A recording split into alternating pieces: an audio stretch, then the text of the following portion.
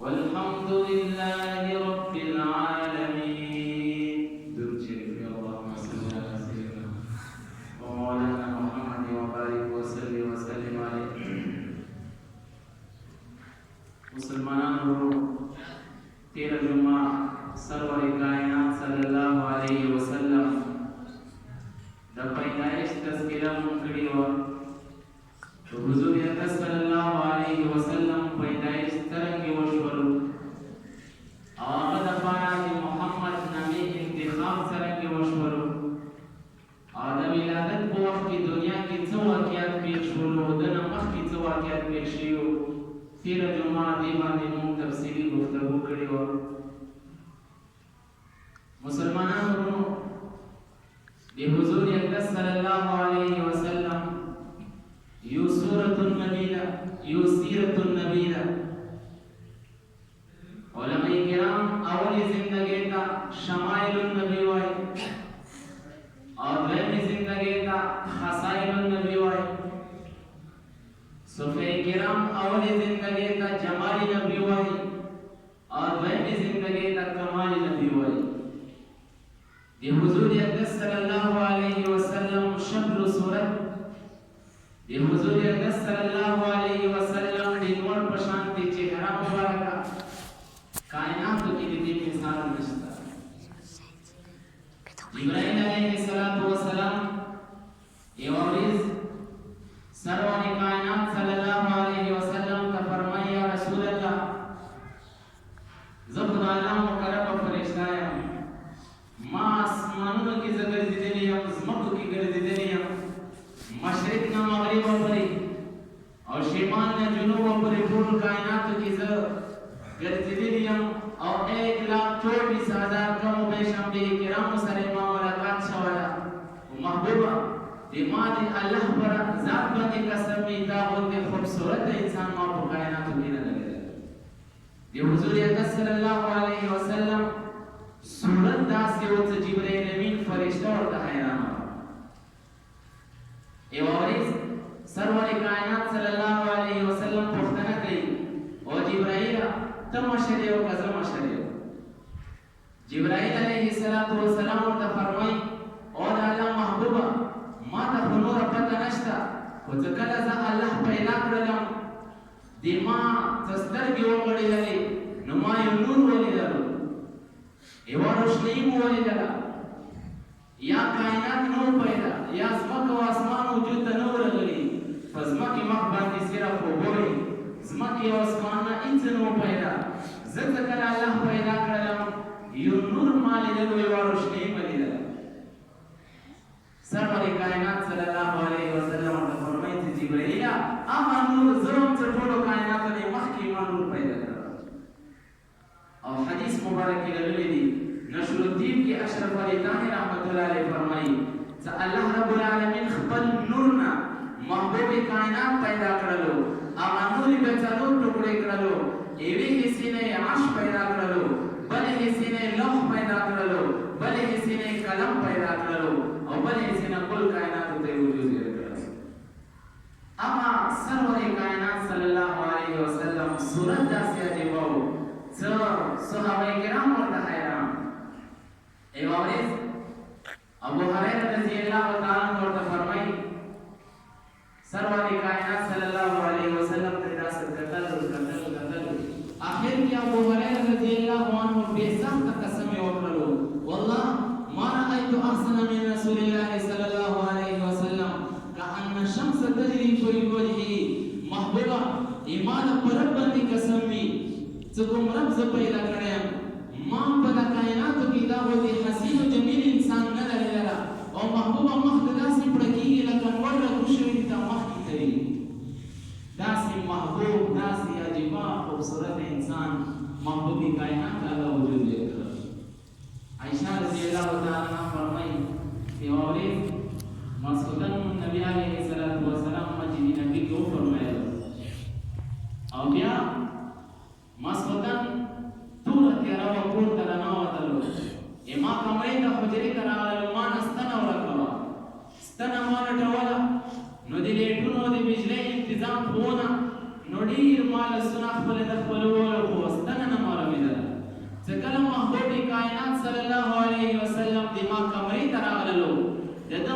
مبارک نه یو شغلې داسې پیلاو شولې هغې د وجې نه کمرې کې روشنایي راغله وایي زما ته ستنه معلومه شوله هغه ځای نه مو ستنه راواخیستله د ده مخ مبارک داسې شغلې وکړه نو بې سخته عایشه رضی الله عنها اشعار پرې نووتلو وی فرمایلو لنا شمس وللآفاق شمس وشمسي خير من شمس السماء فإن الشمس تطلع بعد الفجر وشمسي طالع بعد العشاء دغه اشعار عائشہ رضی الله عنها فرمایلو یو دی ما دی پور وردا یو دی اسمان ولن وردا وی دی ما دی پور وردا بهتر دی اسمان وردا ځکه د اسمان ولن وردا دی ورځې رخیږي ورځې خوسې رڼاوي کمال خدا د ما محبوب کائنات دی ماسخوتن نوځي او تورې شپې کې تک سپینه رڼایي پیدا دی ما دی پور ور دا بهتر دی کائنات دی نور دا دی حضور اقدس صلی الله علیه وسلم سورۃ النبی ده الله رب العالمین داسې خوبصورت انسان پیدا کړو چې کائنات کې دې مثال نشته یو حسن یو جمال دې کې فرق ده یوسف علیه السلام حدیث مبارک کې راغلی دی نبی رسول فرمایي چې زه معراج ته لاړم جنتونو ته لاړم اسمان کې ما یوسف علیه السلام سره ملاقات وشو یوسف علیه السلام دومره ښایسته و او دی شطر الحسن دی ټولې دنیا نیم حسن ته میلاو نن کته حیوان ګوري ښایسته حیوان ښایسته ګاډه ښایسته انسان خو هغه زړه درنه یوسي لیکن دا ټولې دنیا نیم حسن دا صرف یوسف علیه السلام ته میلاو وهغه حسین یو حسن یو جمال په دې کې فرق ده حسن دې ویلی شي چې ته یو سړي مخ ته وګورې مخکې ډېر مزیدار وي خو نوره بډې کمزوري یو سړی نه نور ډېر مزیدار ده خو لاسونه ډېر بهتر دي بل سړی نه نور ډېر مزیدار ده خو پوزه یې صحیح نه ده دا یو اندام حسن دې ته حسن ویلی شي او جمال دې ته ویلی شي چې بس کومې عضوې ته ته ګورې کوم اندام ته ګورې زړه درنه وړي دې ته جمال ویلی شي نو یوسف علیه السلام حسین او نبی علیه السلام حسین هم و جمیل هم یوسف علیه السلام حسن کړی او ډېره ناشنا خبره یې کړې ده وایي چې یوسف علیه السلام څه کله زنانه ولیدلو نو ډېر بېسخته هغوی خپل حواس بخته شولې خپلې ګوتې زخمي کړلې چړو سره وایي چې کله صحابه کرامو محبوب کائنات چهره مبارکه ولیدلې ته خپل ګردنونه یې کړ کړل د ده حسن و جمال داسې الله بېر کړی نو ما شروع کې عرض وکړلو چې د نبي علیه السلام دوه قسمه زندګي دي یو ته سورۃ النبی راشي او بل ته سیرۃ النبی راشي نو سورۃ النبی د حضور اقدس صلی الله علیه وسلم شکل صورت کائنات کې مثال نشته عطاءالله شاه بخاری رحمۃ اللہ علیہ فرمایي چې کومې سنچي کې چې الله د محبوب کائنات ډنچه تیار کړه هغه نه ورسته چې کله ډنچه تیار شو هغه نه ورسته هغه سنچي ماته کړله چې دغه سنچي کې بل چا جسد جوړ نشي ایوه ناشنا الفاظ سره تعبیر کړل او حسن بن ثابت رضی الله عنه دا شاعر اسلام سره مشهور ډېر لوی شاعر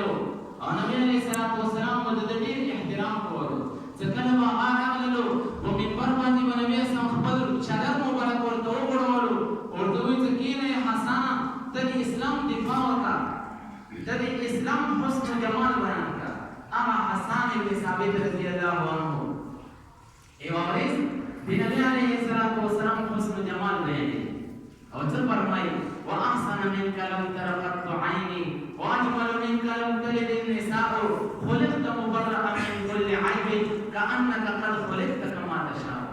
دا شاعر اسلام حسن بن ثابت رضی الله تعالی اشعار دي واحسن منك لم تر قط عيني اس محبوبه ایما سترګو په کائناتو کې دا وایي خوبصورت انسان نه لري نو عالم دې خپل خبره کړې ده وایي چې قیامت ریشي زه به حسن بن ثابت ته درخواست کوم چې حضرت دلته عیني دا یې چې د ما سترګو نه لرېدله نه داسې ووایه چې عینون نکره استعمال کړه چې کائناتو کې داسې سترګې نشته چې دا وایي خوبصورت انسان یې لري واحسن منك لم تر قط عيني واجمل منك لم تلد النساء دنیا کې داسې زنانه نشته چې دا وایي خپله بچی زېږولې خلقت مبرأ من كل عيب محبوبا الله داسې پیدا کړی چې هر عیب نه یې بری کړی څه نه ظاهري څه عیب درکې شته نه باطني څه عیب درکې شته خلقت مبرئا من كل عیب كأنك قد خلقت كما تشاء داسې الله پیدا کړی گویا تا په خپل الله دی چې الله ما داسې جوړ کړ ما داسې جوړ کړ ما داسې جوړ داسې خوبصورت انسان الله محبوب کائنات صلی الله علیه وسلم ته وجود ورکړ بیبي آمینه کور کې پیدا شول څلور ورځې پورې خپل مور شودې ورکړې بیبي آمینه د شودې ورکړې او بیا دې نه ورسته دویم نمبر کې درې څلور ورځې شودې سویبا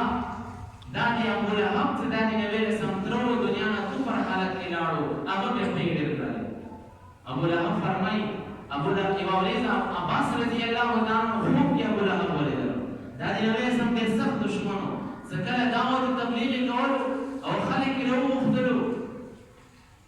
خلکو ته واعظ نصیحت وکړلو نو د مخ باندې گزار وکړ لهذا جماعتنا یا محمد او محمد ته مونږ دې لپاره جمع کړو تبا لك تماشي دا خیره ورته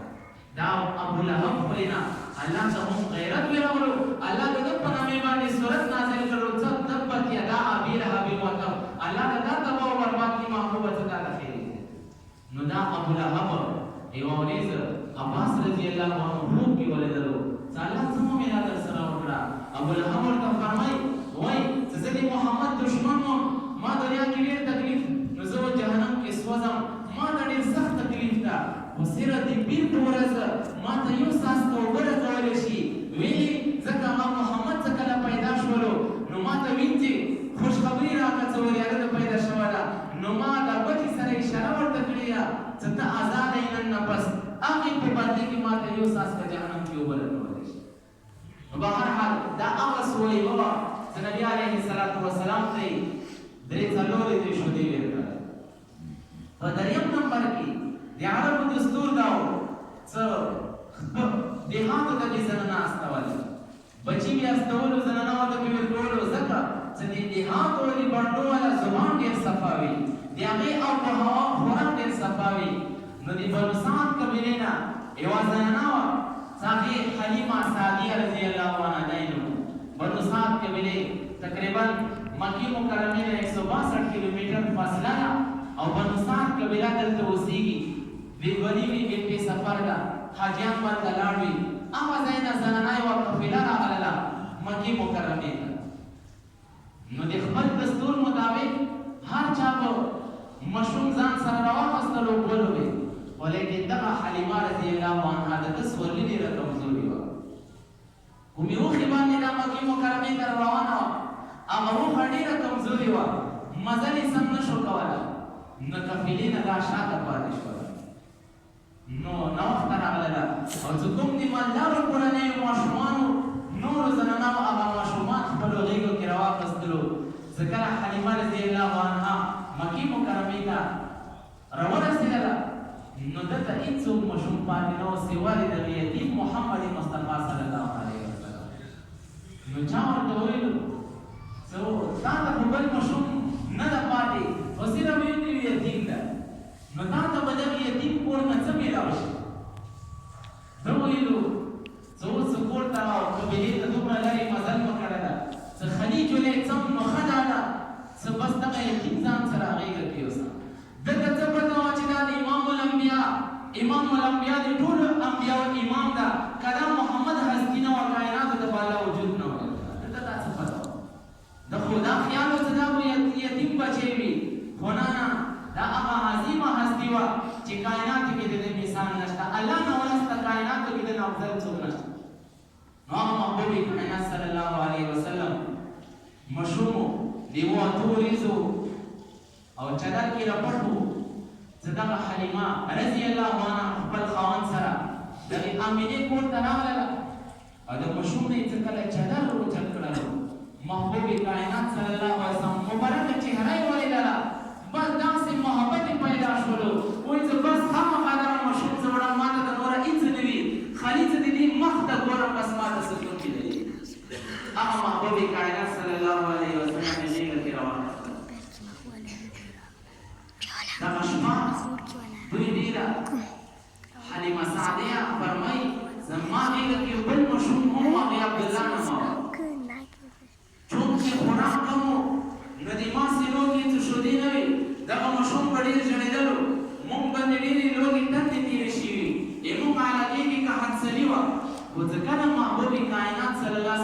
خپل غېږې ته نږدې کړلې ما سینو کې شیدې پیدا شوې خپل ماشوم عبدالله هم مړ شولو محمد صلی الله علیه وسلم یې صدا هم مړ شولو بیا هم شیدې موجودې چې کله وښې ته مې راغلم او وښه چې غوریان دي شیدو نه ډکې وي دغې ماشوم په راکړه چې کوم لوښي د سلام هغه په خپل ډک شولو څه نوره قافلې وه هغوی لوښي هم ډک شول هغوی حیران وو چې دا وښه د بل چاته نه راوستلې ده که هغه وښه دی چې نه هغه وښه ده ټول کمال په دې ماشوم محبوب کائنات صلی الله علیه وسلم په هر حال دا شپه ډېره خوندوره یې څه تېره شوه حلیمه سعدیه رضی الله تعالی عنها فرمایي چې سهار شولو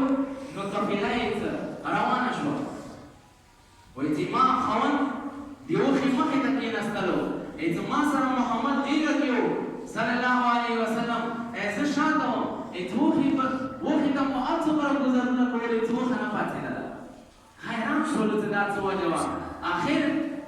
چې ما داسې خاوند ته ویلو چې زه به د ماشوم مخې ته کېږدم ته شاته شه بیا ګورو چې د وښه پاڅېږي که نه چې کله مو د محمد صلی الله علیه وسلم ماشوم مو مخې ته کړلو چې وښه روانه شوه پته ولګېدله چې دا امام راغلی که دا مقتدي نه ده ځکه دا مخکې خاوند ورنه ناست و دا شاته و نو ځکه وښه نه تلله نو په هر حال وښه دومره تیزه یې روانه شوه چې ټوله قافله شاته پاتې شوه او محبوب کائنات صلی الله علیه وسلم وښه ټوله قافلې نه مخکې لاړه دا د نبي علیه السلام د ماشومتوب ورکړه هغه علاقې کې که حدسري وه هغه ځای کې لوږه تنده وه خلکو باندې سخت فقر و فقار غلې وه نو چې کله نبي علیه السلام ته د غېږې ته ورغلو د نبي علیه السلام بدن مبارک نه د مشکو خوشبو پیلاو کېده نو چې کومې شپې بنو سعد قبیلې ته دا لاړلو چې هر کور نه د مشکو خوشبو دا شروع شوه د نبي علیه السلام برکاتو چې هغه کلي ته ورسېدلو چې هغه کلي نه که حدسلي هغه بلکل ختمه شوله الله بارانونه نازل کړلو الله فصلونه د ده په وجې هغه نازل ورکړل نبي علیه السلام دا د ماشومتوب ورکړه یوه ورځ شیما دا د ده رضایي خور وه نو ده ځان سره چې بهر مې ګډې وزې څرولې نو د نبي علیه السلام د 2 کالو ماشوم شو 2 کالو ته ورسېدلو حدیثو کې روایتو کې راغلي دي چې عام ماشوم چې 1 کال کې کوم څومره سترېږي نبي علیه السلام په یوې میاشتې کې دومره لوی شوه ده په 5 میاشتو کې خبرې اترې شروع کړلې او په 6 میاشتو کې داسې فصیح و بلیغ غږېدلو چې دنیا ورته حیرانه دا نبي علیه السلام تربیت الله رب العالمین برای راست کوله ځکه شیما خپله مور ورته وایي چې شیما ته د امام ماشوم د امام محمد دا مه بیایه ما زړه خوږېږي وایي چې نه مورې دا زه ځکه ځان سره وضو ته بیایم چې مخکې به ما ډېر په تکلیف سره دا وزیره جمع کولې اوس چې کله نه هم دا محمد زه ځان سره غره ته بوځم او وزیر ځان موړ کړي او بیا راشي ټول یو ځای کښېني او د ده مخ مبارک ته یې څه ګوري دا د نبي علیه السلام د ماشومتوب ورکړه نو په هر حال یوه ورځ داسې وشوله چې د نبي علیه السلام سفر ته شیمه سره وتلو او غره ته نو دغه یو ورور کور ته منډه یې راوواله او مور ته وایي چې مورې څه مکې څه 2 کسان وو او سپین چادر کې رپټ وو او د نبي علیه السلام د محمد سینه یې تیرې کړله او زړه یې ورته راوباسلو ویې مینځلو دې مسئلې ته شق صدر مسئله یې شي د نبي علیه السلام سینه الله 4 ځله اپریشن یې کړې ده دې ته شق صدر یې شي اول ځل په ماشومتوب کې په 2 سال کې شوی په 2 کالو کې څه کله یعنی 4 سال کې ټول نه اول ځل په 4 کالو کې د سینه تیرې شوې ده او دې کې مقصود څه و چې د ماشومتوب کوم د ماشومتوبوالي هغه له العفوي او ماشوم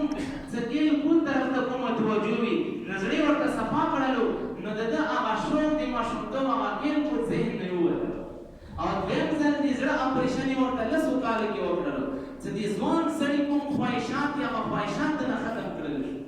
او دریم ځل په 40 ساله کې چې کله ده ته نبوت میلاوېدلو په هغې وخت کې الله رب العالمین د ده اپریشن کړی ده ولې ځکه د نبوت دا ډېر لوی کار ده د ده زړه کې هغه انوارات واچولی شولو چې د نبوت بوت برداشت او څلورم ځل چې کله الله معراج ته بولو په هغې ځل الله د ده اپریشن وکړل په هر حال دا د ده ان شاء الله موږ په 63 ساله ژوندۍ دی باندې مفصل بحث کوو. خو د نبی علیه الصلاۃ والسلام ژوندۍ نه مقصد دا ده چې نن عالم کفر دوی اراده کړې دي، یو اراده دا کړې ده چې د مسلمانانو ژوندۍ نه موږ سنت دا وباسو. دا د عالم کفر نن ایجنډا ده. فحاشي پیلوي مغربي او یورپ ولا زندگی هغوی زنانه بې حیا دي، هغوی دا کوشش کوي چې مسلمان زنانه هم بې حیا ورکړي راشي. د مسلمان د زندگی نه سنت هغوی وباسي او د هغوی دویم میشن دا ده چې د قرآن د نظام خبره به مسلمان نه کوي، خیر د تلاوتونه نه کوي، خیر د جوماتونه نه جوړوي، خو د قرآن د نظام خبره به نه کوي. نو نن که موږ مسلمان عالم کفر ته شکست ورکول غواړو نو صرف دغه لاره ده چې نن مسلمان د عزم وکړي چې انشاءالله العزیز زه به په خپل د چیف فورس کومه بډي به ده په دې کې به د سرور کائنات صلی الله علیه وسلم سنت به زه ځان کې رولم. هغه صحابه کرام چې په شکل و صورت باندې بعضې تورو بعضې غلامانو ولیکن د نبي علیه السلام زندګي خپله کړله، بیا په ځمکې باندې روانو اسمان او جنتونو کې د نبي علیه السلام د هغه قدمونو آهټ یې ورته. دا څه وجه وه؟ د مکې په ځمکې باندې روان ده، د هغې بلال رضی الله عنه د خپلو قدمونو آهټ جنتونو کې نبي علیه السلام واورېدل. نن که مسلمان دا غواړي چې د صحابه کرامو باندې فتح د موږ ته میلاو شي نو د نبي علیه السلام زندګي د خپله کې انشاءالله العزیز کور کې به پریشانۍ ختم شي، تمام مصائبو نه خلاص شي. زه آخري خبره کوم، یو مثال سره وضاحت کوم. یو سړی ده ټیک ده سنت نو فرض دي نه واجب دي، سنت دي، خو یو آسان مثال یو عالم دی خپله ورکړی ده. وایي چې یوه کوتره ده، د کوترې وزر دي او وزر که ته ورنه لرې کړي نو مړ کېږي نه،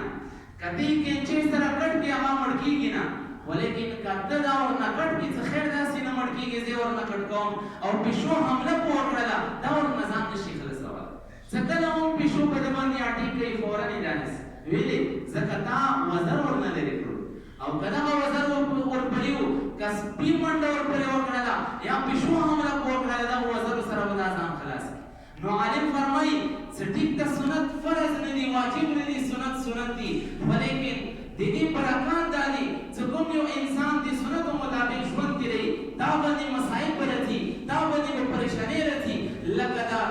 دغه کوتره وزرو سره ځان بچ کولی شي، نو چې کوم یو انسان د اتباع سنت والا زندګي تېروي الله به دغه انسان مصائب او پریشانۍ نه محفوظ ساتي.